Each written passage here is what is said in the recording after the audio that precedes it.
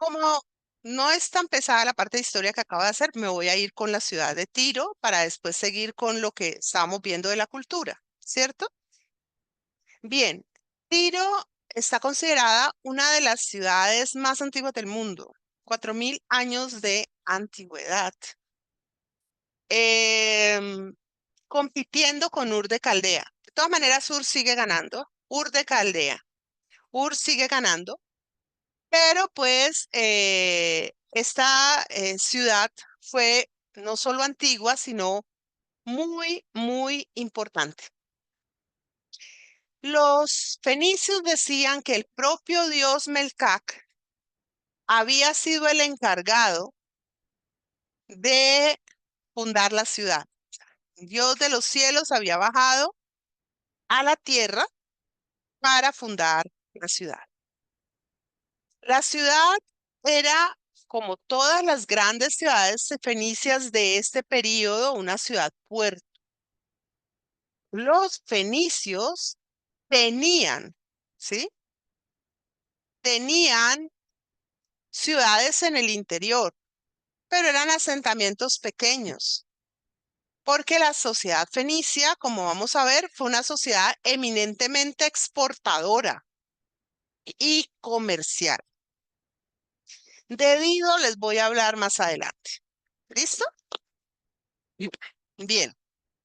El nombre Tiro quiere decir roca y la ciudad de Tiro tenía dos partes. Lo primero es que Tiro era una isla. Y ustedes me pueden decir cómo una ciudad que era una isla dejó de ser una isla. Ya les voy a contar en un ratico. Y más allá de la parte original que estaba en la isla, había otro asentamiento, probablemente el primero, que estaba más o menos a media milla de distancia dentro del continente. Es decir, que era una ciudad que articulaba un territorio insular y un territorio continental. El casco viejo de Tiro, que es lo que están viendo, ¿sí? Eh, se llamaba Uchu, que era el primer nombre del dios Merkar, que es un dios muy parecido a un dios babilónico, que parece un murciélaguito, ¿sí? Porque estos pueblos todos tienen una misma matriz prehistórica. La gente viajaba por los territorios de un lado para el otro, llevando y trayendo bienes, productos, muchas cosas. En el 2750 antes de Cristo fue fundado este primer emplazamiento y empezó su desarrollo como centro comercial.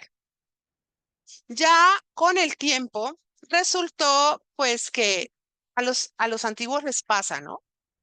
Les pasa mucho que tienen un lugar que lo consideran sagrado, es un lugar importante, es un lugar significativo y le tienen afecto, le tienen cariño, le tienen fe, no se sienten muy cómodos de abandonarlo o de destruirlo. Los incas, los mayas, los aztecas lo que hacen es que construyen encima, guardando lo que está abajo.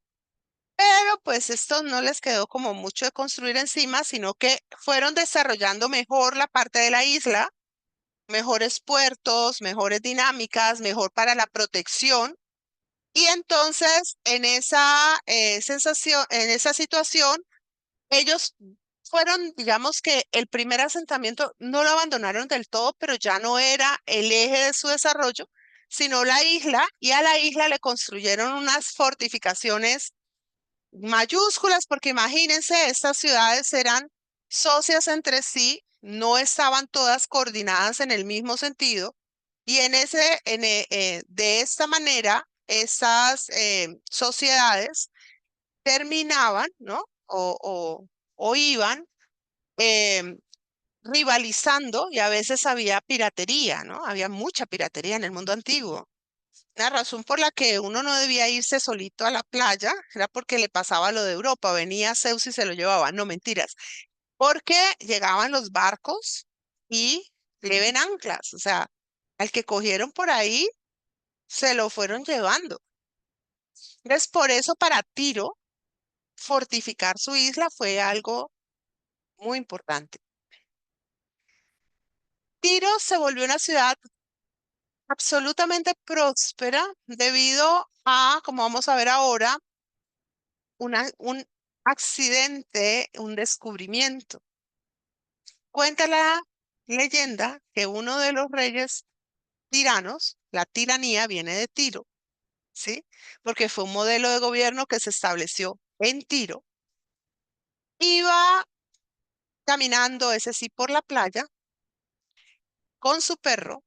El perro de pronto llegó trayendo algo morado en la boca y descubrió la púrpura de Tiro, ¿sí? Tiro es la capital de la púrpura.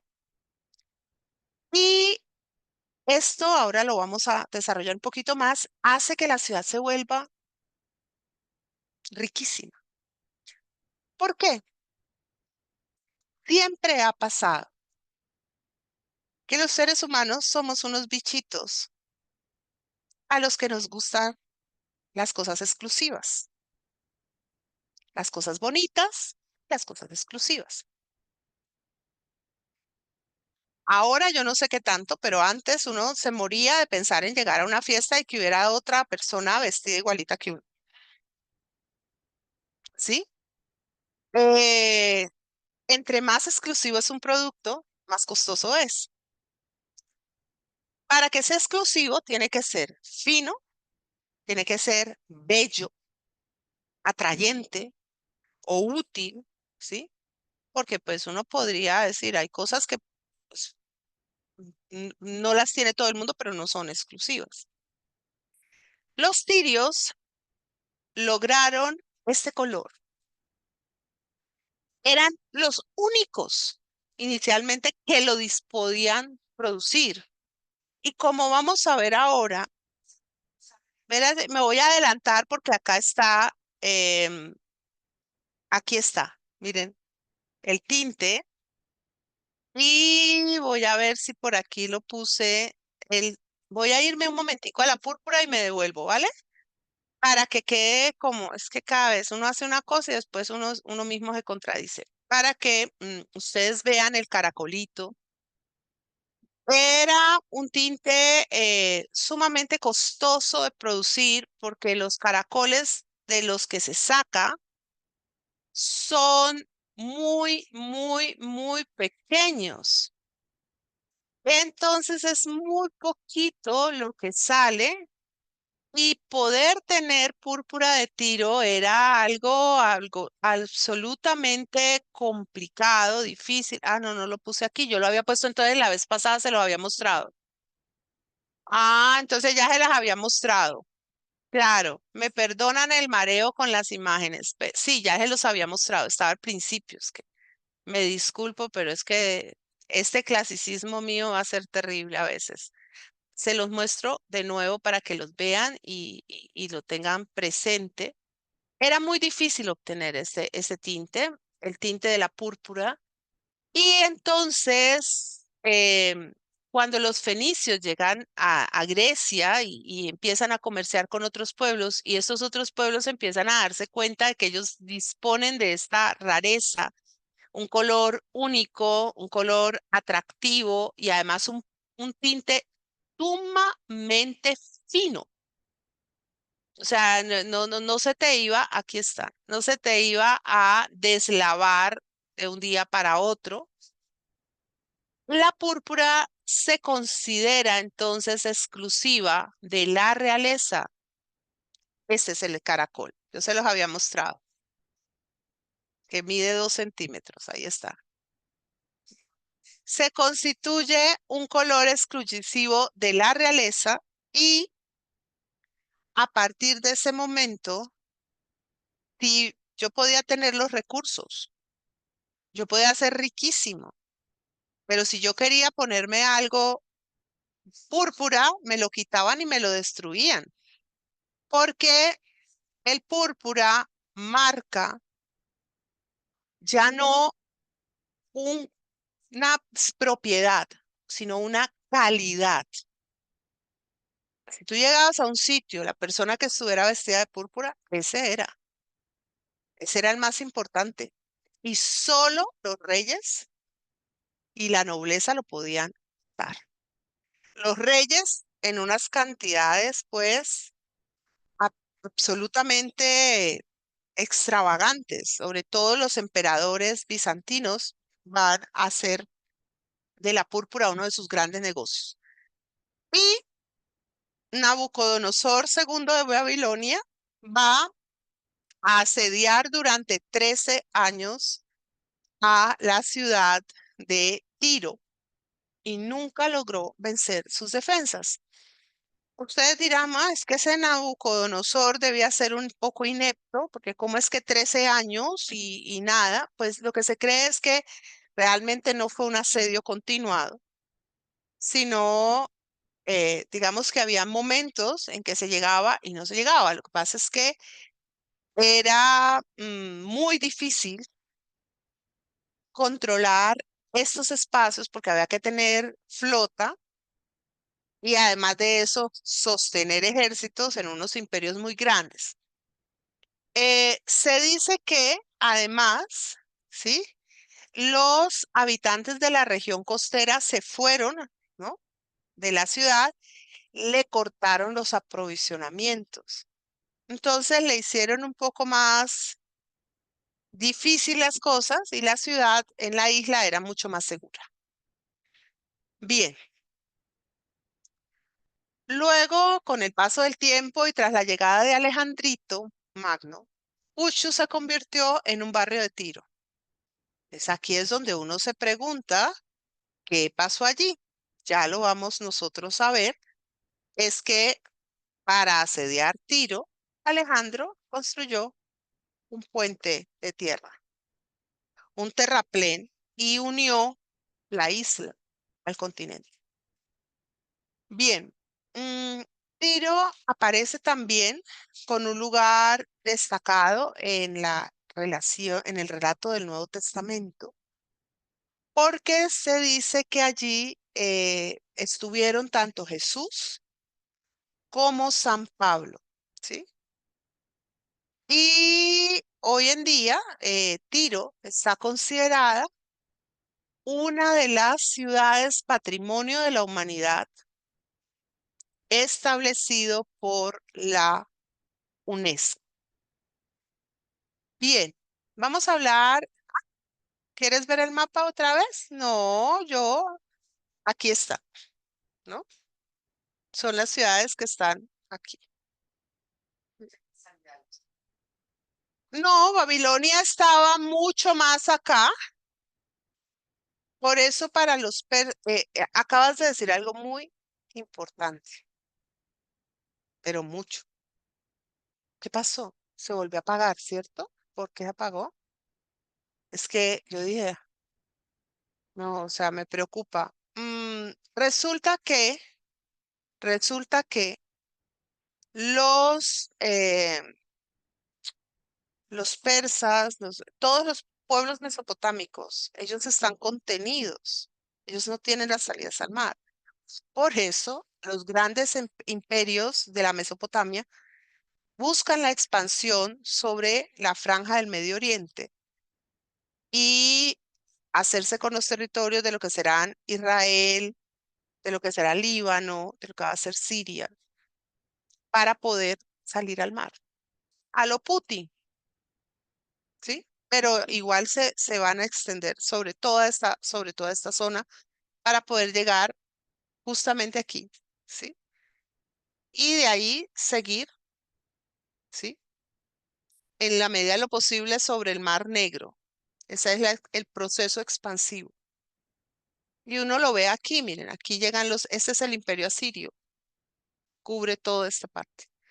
Básicamente buscando, además los asirios, eso sí, conectar el Golfo Pérsico con el mar Mediterráneo. Bien, Vamos a hablar de los orígenes míticos de Tiro.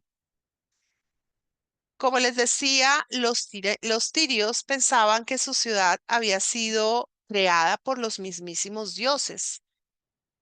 Me pareció bonito traer esta parte, que pues no siempre uno sabe, no siempre sabemos mucho sobre lo que tiene que ver con esta mitología.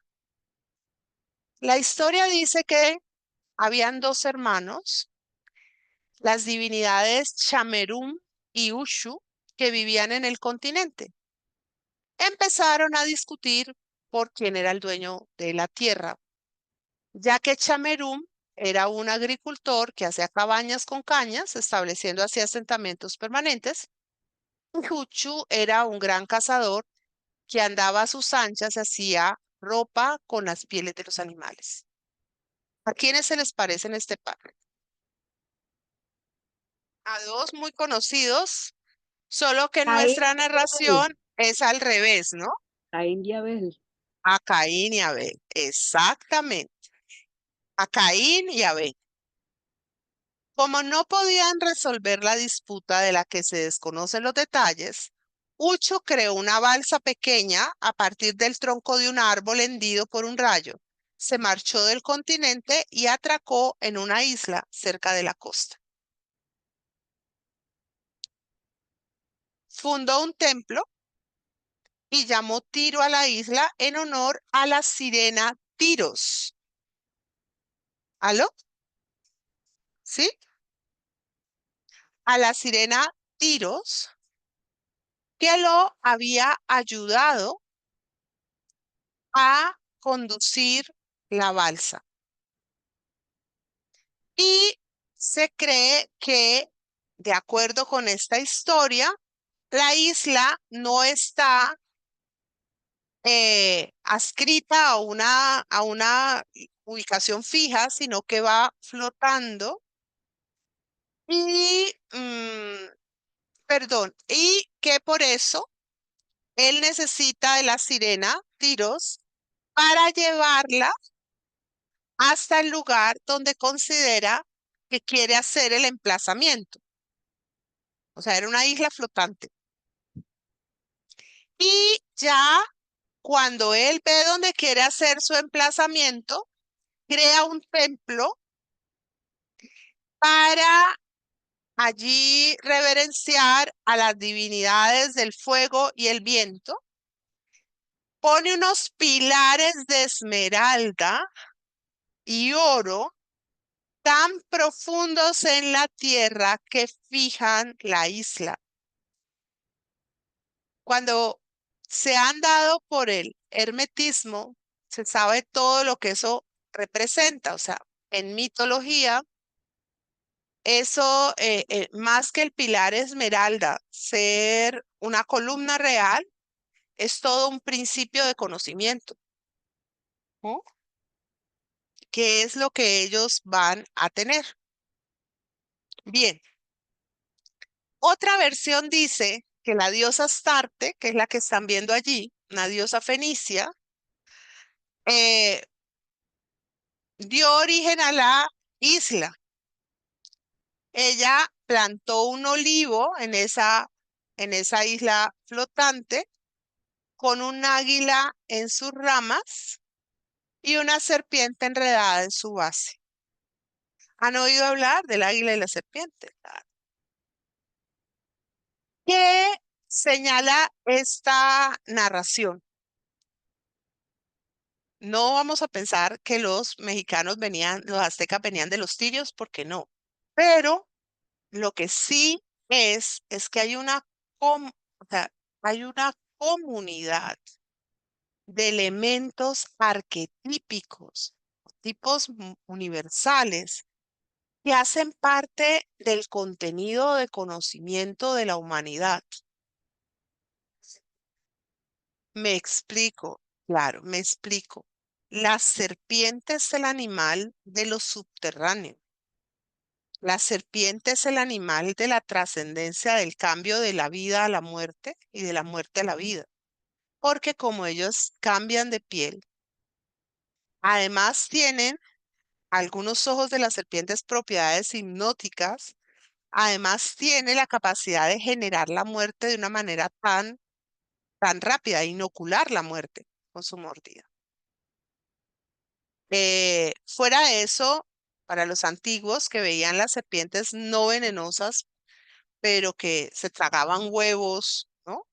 O como la digestión de una serpiente de un animal, que queda el promontorio. Eso les llevó a muchos a pensar que la serpiente podía tragarse el mundo y que el mundo también podía salir de la serpiente, porque además las serpientes ponen huevos. Las águilas son el ave rapaz que vuela más alto, que vuela en dirección al sol y que a veces parece que se pierde en el firmamento. El águila fue el animal para denominar lo celestial. O sea que el águila con la serpiente es el cielo que- conteniendo la tierra y dominando la tierra, venciendo la muerte también. Hay una cantidad de elementos que se juntan allí. La isla iba a seguir flotando hasta que el águila fuera sacrificada a los dioses. Cuando Uchu llegó con su balsa, el águila entregó voluntariamente su vida y Uchu estableció su templo como un hogar para los dioses. Ahí ven la cercanía con lo del águila y la serpiente, ¿no? Todos los elementos que van allí. Bien, Heródoto nos cuenta. Heródoto los griegos hacen historia de una manera muy geográfica. La historia de los griegos no es como la de los romanos. Los romanos hacen una historia más parecida a la de nosotros. O sea, los hacen más el elemento cronológico. Los griegos hacen más una antropología geográfica, ¿sí? Entonces, lo que ellos hacen es, hacer Heródoto es una descripción. Descripción en este caso de otros pueblos que viven al mismo tiempo que el pueblo griego. Y él nos cuenta en el libro segundo, en la número 44 de sus historias, que los sacerdotes de Tiro le dijeron que la ciudad había sido fundada por Heracles, o sea, por Hércules, que en aquel tiempo era adorado bajo eh, digamos, forma del dios Melcar y era la misma deidad que Ushu. O sea, que Melcar, Ushus y Hércules eran exactamente lo mismo. Una ciudad tan antigua como Tiro, tan sometida a tanto traspaso de dueño, era normal que adaptara sus creencias con las creencias que le iban llegando.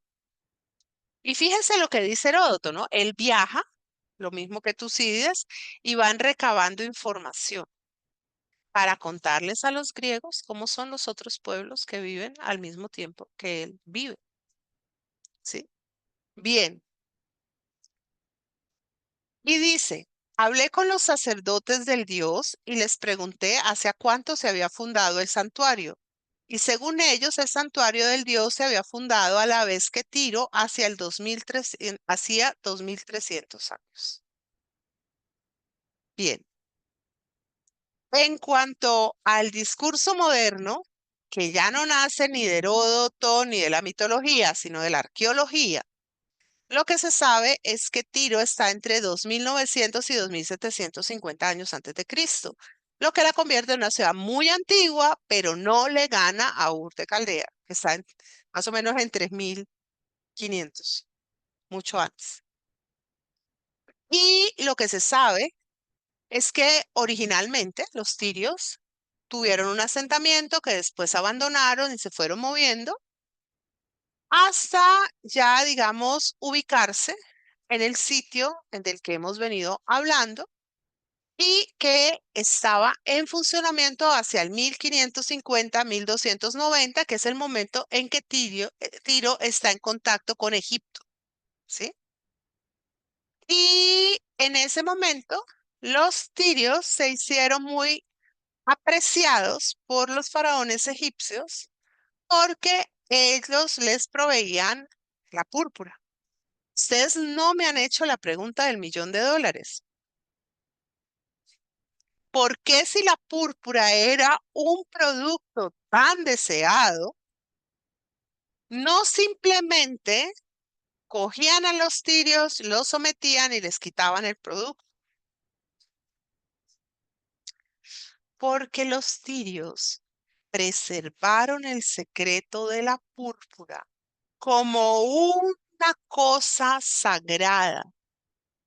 Entonces, nadie podía, ¿sí? Saber cómo obtenerlo. Y además ellos monopolizaron digamos, el comercio, ¿sí? Lo monopolizaron completamente. Era carísimo. Podían, digamos, valer más que cualquier otro producto. Lo adquirían las realezas. Generalmente no creo que el faraón pagara, fuera, vaya, tráigale tanto para... No, eran permisos de navegación, eran exclusividades con otros productos, o sea, sabían que la realeza privaba por eso, ¿sí? Bien, eh, sobre Tiro va a llegar a Asurbanipal II. Asurbanipal II es el dueño del pequeño palacio cuyos frisos están actualmente en el British Museum y en el Louvre. Uno de los reyes con digamos, más poderosos de su tiempo y más violentos de su tiempo. Pero los tirios hicieron buenos negocios con Asurbanipal, les sometieron, digamos, la ciudad y los tirios le dan a Asurbanipal plata, oro, estaño y otros metales preciosos y otros materiales. No se habla allí de la púrpura. La época dorada de Tiro llegó entre el siglo X antes de Cristo y el siglo VIII. En ese momento Tiro era el más Prusia, de los más Prusias. Tenía colonias, tenía riquezas, tenía una gran expansión. Y aquí nos interesa por la parte que a nosotros nos convoca en la religión y todo. Tiro tuvo una de las alianzas estratégicas más importantes de su historia con el rey, primero con el rey David de Israel y después con el rey Salomón. Y el rey Abidal de Tiro le proveyó a Salomón especialmente la madera de los cedros del Líbano para la construcción del templo. Y se dice que el hijo de Abidal, Hiram, también continuó este trato. Primero Abidal con David y después Hiram con Salomón. Hiram no solamente le mandó a Salomón la madera, sino que le suministró los artesanos que se encargaron de la construcción del templo. En términos del conocimiento masónico, además de esto, les suministró el arquitecto, que sería Irán Habib, no Irán el rey, sino quien haría las veces de maestro de obra en la construcción. Este acuerdo les ayudó mucho a los dos reinos. Fue sumamente lucrativo. No se limitó al intercambio preciso de bienes, sino también que se abrió hacia expediciones que llevaron a los tirios y a los israelitas a Sudán, a Somalia y hasta el Océano Índico. ¿Ok? Durante el reinado del sacerdote Itobaal en el 887-856 antes de Cristo, Tiro amplificó su territorio hacia Beirut y aparte de Chipre. Esto fue algo inusitado para los pueblos fenicios, generalmente muy pacíficos, sin ejércitos y sin procesos invasivos, y fue quizás el intento más audaz de una ciudad fenicia de crear algo parecido a un imperio. Ellos no era muy su modo de vida. Otra cosa que ayudó muchísimo, muchísimo a aumentar la riqueza de Tiro fue una revolución religiosa que adelantaron a Vidal, el rey, que tenía contactos con David, y Hiram, el de Salomón, cuando pusieron al dios Mercal muy por encima de otros dioses que eran importantes dentro de la religión fenicia, como eran Astarte y Baal. Baal, que se acuerdan que era el que le sacrificaban los niños. Bien, Mercal quiere decir rey de la ciudad. ¿Esto por qué trajo riqueza? Pues porque de todo lo que los fenicios hacían y los tirios hacían, una muy buena parte se la quedaban los sacerdotes. Pero ahora había menos sacerdotes, había menos dioses tan importantes. Y como Mercal era el dios de los gobernantes fenicios, pues los gobernantes fenicios se quedaban con la parte gruesa de el pastel. Y lo que ellos dijeron era que Melcar se había revelado ante ellos y les había dicho que necesitaban nuevos templos y fueron tomando los espacios de los otros dioses. Esto no quiere decir que hayan suprimido a los otros dioses, sino que en lugar de que esta ya sea solo tu casa, ahora llega un inquilino que se queda con todo lo mejor y a ti te corren hacia un rinconcito. Y para ese momento van también a construir o a poner en obra la posibilidad de crear un gran templo como el de Israel para, digamos, ese dios Mercal. Esto les ayudaba a ellos, ¿sí? A homogenizar las creencias con las creencias de los judíos y estrechar los vínculos, porque los judíos son terriblemente monoteístas y ahora ellos pues empezaban este proceso de transformación religiosa. Cuando les digo no quitan de un día para otro los dioses porque no se puede, eso genera mucho malestar. Simplemente dicen vamos a construir este otro templo, vamos a traerlos, llevan a Mercal a donde están estos dioses y después les dicen estos dioses van a venir con Mercal, poquito a poquito los van quitando del camino. Y vamos a ver que, pues, de la relación con Israel sacan muchísimas ventajas porque, pues, ellos son los que proveen la mayoría de los recursos, ¿no? Y a cambio de todo lo que ellos les dan, Israel le da a Tiro 400.000 litros, no deben ser litros, sino kilos de trigo y 420 así, es así, litros de aceite de oliva. O sea que la relación entre los dos es una relación sumamente potente. Ahora, lo que ayudó a mantener este bienestar fue que esta riqueza que llegó a Tiro no se quedó para la realeza únicamente, sino que fue distribuida entre toda la ciudad. de manera que esto hacía que fuera más favorable, ¿no? Aceptar las diferentes medidas. Bien, eso ya lo habíamos dicho, de que había aumentado. Y bueno, crecieron tanto Tiro y los judíos en Israel que esto tuvo una consecuencia terriblemente negativa.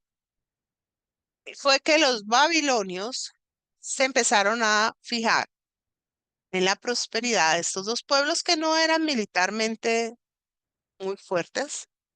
Y Nabucodonosor II, en el año 612, decidió sitiar Tiro y asedió la ciudad en el 586. Y tras este sitio, pues ciertamente no logró tomarle. A Israel sí. Israel va a ir preso a Babilonia. El pueblo de Israel va a ir esclavizado a Babilonia, pero le va a quitar mucha fuerza porque, claro, 13 años bajo asedio no es mucho el negocio que puedes hacer. Luego, en Babilonia cae bajo los persas. Y cuando llegan los persas con Ciro el Grande, ambas sociedades van a poder sobrevivir y sostenerse. Hacen un acuerdo de carácter impositivo, o sea, de pagar tributo. Ciro el Grande libera a los judíos y Tiro empieza un proceso de recuperación. No vuelven a tener la misma dinámica de crecimiento conjunto. Y todos estamos muy contentos desde el 539 hasta que llega Alejandro Magno. Haremos un momentico de recreo y ahora vemos lo que hizo Alejandro. Sí, en esa época ya era precioso la esmeralda y el oro, se descuelga el... No, ahí el término esmeralda es un término, bueno, hay esmeraldas en India, ¿no? Aquí las esmeraldas ya se conocían. Se habla de esmeralda, pero yo no te podría decir, y soy muy honesta,